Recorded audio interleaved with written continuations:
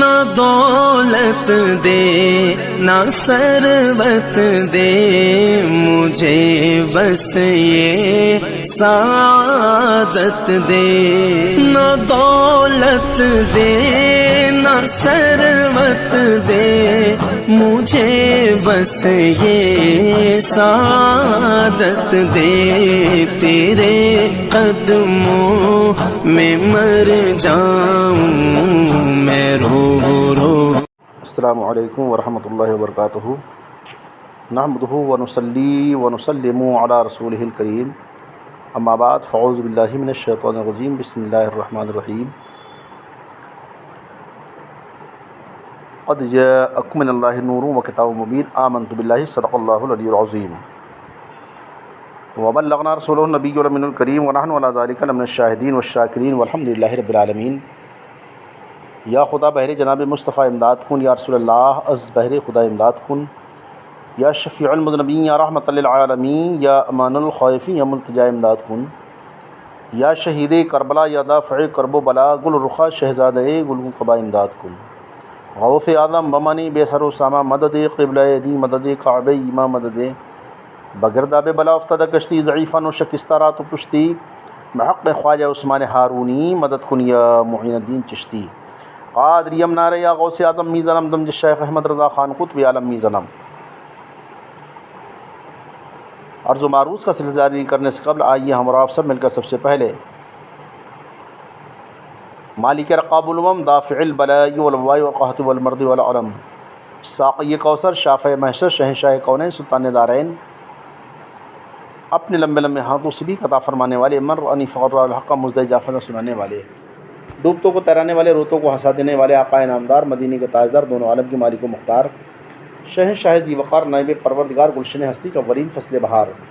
رحمت للعالمین، طہ و یاسین، جان عالمین، سید المرسلین، حضور محمد رسول اللہ صلی اللہ تعالیٰ علیہ وسلم کے دربار پرانوار میں اپنی غلامی کا ثبوت دیتے ہوئے زندہ دلی کے ساتھ ہدیۃ درود السلام پیش کرنے کی سعادت حاصل کیجیے۔ پڑھیے بآواز بلند، اللہم صلی علی سیدنا مولانا محمد وبارک وسلم، صلاۃ و سلام علیک یا رسول اللہ۔ رسول اور آل رسول کی بارگاہ میں اور درود پاک پیش کر لیجیے۔ صلی اللہ علی النبی الامی وآلہ صلی اللہ علیہ وسلم، صلاۃ و سلام علیک یا رسول اللہ صلی اللہ تعالیٰ علیہ وسلم۔ حضرات، اس سے پہلے نشست میں نے جو عرض کیا تھا تو حضور پاک صلی اللہ تعالیٰ علیہ وسلم کا نور پاک حضرت آدم علیہ السلام سے لے کر کے حضرت اسماعیل ذبیح اللہ علیہ السلام تک وہ نور منتقل ہوتا ہوا اپنے آباء و اجداد کی پاک پشتوں میں پاک رہے، وہ منتقل ہوتا ہوا حضرت عبد المطلب کے حسین و جمیل بیٹے جو حسن و جمال میں اپنے دور میں یکتا تھے، ان کے صلب پاک میں جب وہ نور منتقل ہوا تو حضرت عبد المطلب رضی اللہ تعالیٰ عنہ کے گھر جب میرے آقا کے والد پاک تشریف لائے تو حضرت عباس رضی اللہ تعالیٰ عنہ سرکار کے چچا فرماتے ہیں کہ میں اپنے بھائی کی زیارت کرنے گیا، جب میں گھر میں گیا تو کیا دیکھا کہ سارا کمرہ نور سے منور ہے اور حضرت عبداللہ کا چہرہ ایسے چمک رہا جیسے سورج چمکتا ہے۔ کانا وجہی نوراً یظہر کنور الشمس، نبی کریم علیہ الصلوۃ والتسلیم کے دادا پاک کو اطلاع دی گئی کہ اے سردار مکہ، اللہ تعالیٰ نے آپ کو ایک ایسا چاند سا بیٹا عطا فرمایا ہے۔ آپ دوڑتے ہوئے تشریف لائے، جب چہرے میں سے نور کی لائٹیں دیکھیں تو اٹھا کر سینے سے لگا لیا اور فرمایا میرے دوستو، میں نگاہ بصیرت سے دیکھ رہا ہوں یہ بچہ بڑی شان والا ہوگا۔ حضور علیہ الصلوۃ والسلام کے والد پاک جب حضرت عبداللہ رضی اللہ تعالیٰ عنہ دنیا میں تشریف لائے تو پوری دنیا کو پتہ چل گیا کہ سرور کونین نبی آخر الزمان صلی اللہ تعالیٰ علیہ وسلم کے والد ماجد دنیا میں تشریف لا چکے ہیں۔ حضرات، یہ تو بہت عجیب سی بات ہے، بچہ جب گھر میں پیدا ہوتا ہے تو گھر والوں کو پتہ لگتا ہے، یا پڑوس والوں کو خبر دی تو ان کو اطلاع ہو گئی، یا بستی والوں کو اطلاع دی گئی تب پتہ چلا، رشتہ داروں کو فون کیا تو پتہ چلا، ورنہ کسی کو کیا معلوم کس کے گھر بچہ پیدا ہوا۔ مگر یہاں اس تاریخ سے یہ ثابت یہ ہے کہ حضرت عبداللہ رضی اللہ تعالیٰ جو ہمارے نبی آخر الزمان صلی اللہ علیہ وسلم کے والد ماجد جب دنیا میں تشریف لائے تو آپ کے دنیا میں تشریف لانے پر ساری دنیا کو پتہ چل گیا، عرب والے بھی جان گئے، عجم والے بھی جان گئے۔ عراق والے بھی جان گئے، شام والے بھی جان گئے، سب جان گئے، مگر سوال یہ پیدا ہوتا ہے، کوئی سوال کر سکتا ہے وہ کیسے پتہ چلا،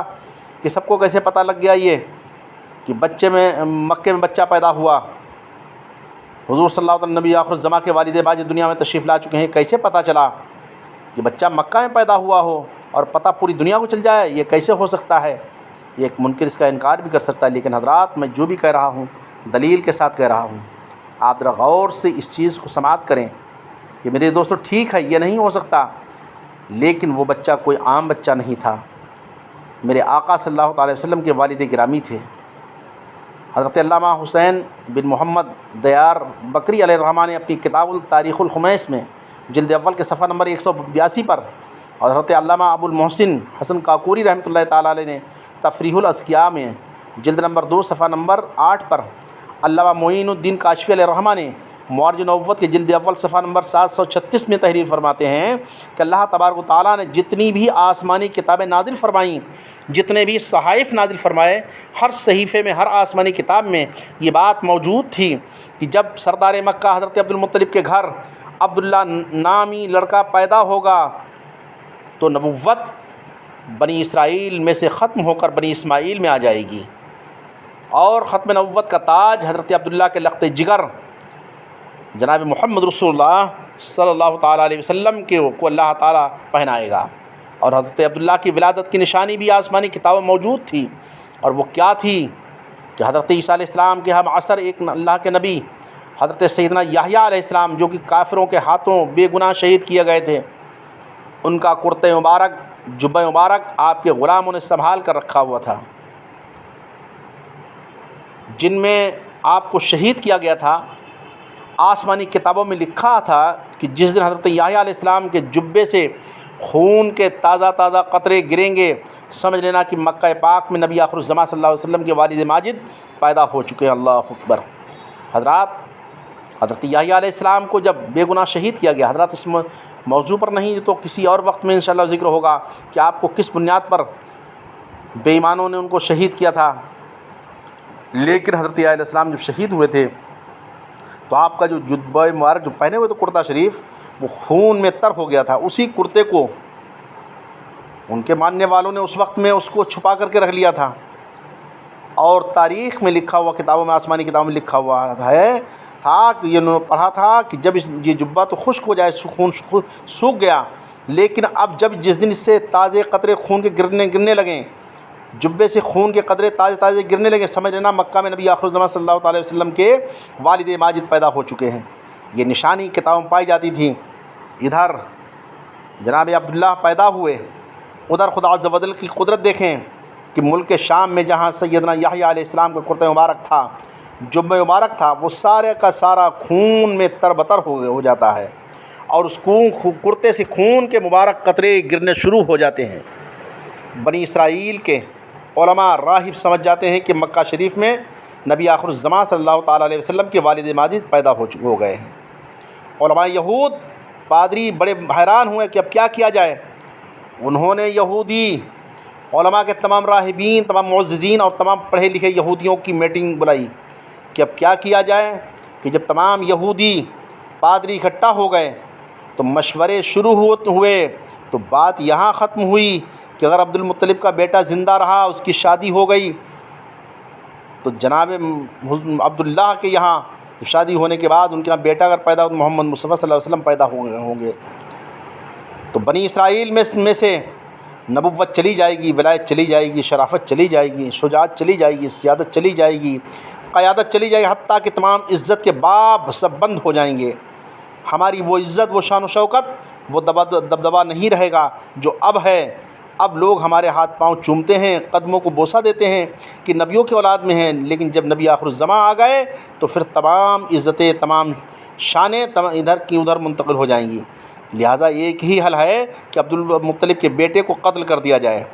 تاکہ نہ یہ ہوگا اور نہ اس کی شادی، نہ یہ شادی کرے گا، نہ حضور علیہ السلام پیدا ہوں گے، نہ ہمارے پاس نبوت کے برکات جائیں گے۔ چنانچہ اس کام کے لیے ملک شام کے اندر انہوں نے بہت بڑی میٹنگ کی۔ اس میٹنگ میں بہت سے لوگوں نے طے کیا کس طریقے سے قتل کیا جائے۔ تو ملک شام کے 90 یا 70 یہودی جو پورے علاقے کے نامی گرامی بہادر تھے، جن کو اپنی جوانی پر ناز تھا، سخت لڑاکے تھے، جنگجو تھے، مقرر کیے گئے کہ یہ حضرت عبداللہ کو موقع پا کر قتل کر دیں۔ اللہ اکبر۔